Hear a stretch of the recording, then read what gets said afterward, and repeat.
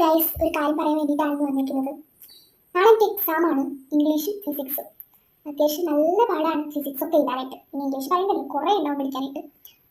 അങ്ങനെ ഞാൻ എന്ത് ചെയ്തു, ബുക്കൊക്കെ എടുത്ത് മുന്നിൽ വെച്ചു. ഫിസിക്സ്, ഇംഗ്ലീഷ് എല്ലാം മുന്നിൽ വെച്ചു. കാരണം കുറേ ഞാൻ പഠിക്കാൻ വെച്ച് ഇങ്ങനെ മുന്നിൽ ഇങ്ങനെ വെച്ചിരിക്കാം.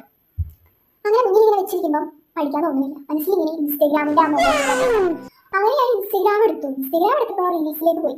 റീൽസ് ആണെങ്കിൽ പിന്നെ പറയണ്ടല്ലോ, നമ്മളെ മൈൻഡിൽ അനുസരിച്ച് ഇങ്ങനെ വരും. അത് ഇങ്ങനെ സ്ക്രോൾ ചെയ്യുന്ന പരിപാടി. ഇങ്ങനെ പോയാൽ മിക്കവാറും ഞാൻ ഈ 9 അങ്ങനെ ഇരിക്കേണ്ടി വരും ഈ വർഷം മൊത്തം.